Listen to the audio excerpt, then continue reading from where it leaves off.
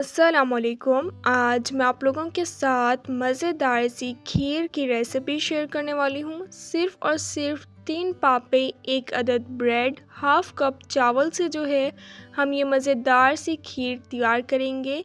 इंशाल्लाह आप जब रेसिपी ट्राई करेंगे तो आप लोगों को रेसिपी बहुत पसंद आएगी। बिल्कुल ही ईज़ी वे में जो है मैं आपके साथ रेसिपी शेयर करूँगी। तो चलें अपनी इस रेसिपी को स्टार्ट करते हैं। एक फ्रेश ब्रेड का स्लाइस ले लिए, 3 अदद पापे ले लिए, हाफ़ कप चावल ले लिए थे, इन्हें 10 मिनट भिगो के रख दिया था। पानी जो है वो चावलों में से निकाल लिया है। ग्राइंडर मशीन में इसे ऐड कर देंगे। 3 अदद पापे ऐड कर देंगे। 1 अदद हम ब्रेड का स्लाइस इसमें ऐड कर देंगे।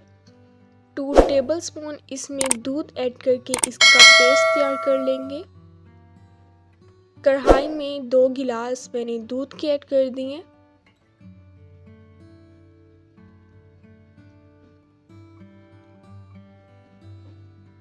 चार से 5 अदद मैं इसमें इलायची ऐड कर दूंगी।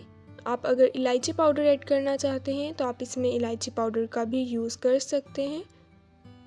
6 टीस्पून मैं इसमें शुगर की ऐड कर दूंगी। आप अपने टेस्ट के अकॉर्डिंग कम या ज़्यादा ऐड कर सकते हैं। इसे मिक्स कर लेंगे। दूध में हम एक दफ़ा बॉयल आने देंगे।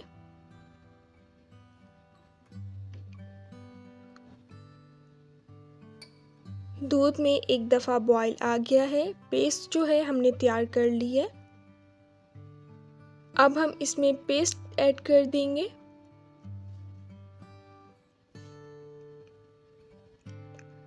अगर आप इसमें पापे या ब्रेड का स्लाइस नहीं ऐड करना चाहते तो आप इस पॉइंट में इसमें खोया भी ऐड कर सकते हैं।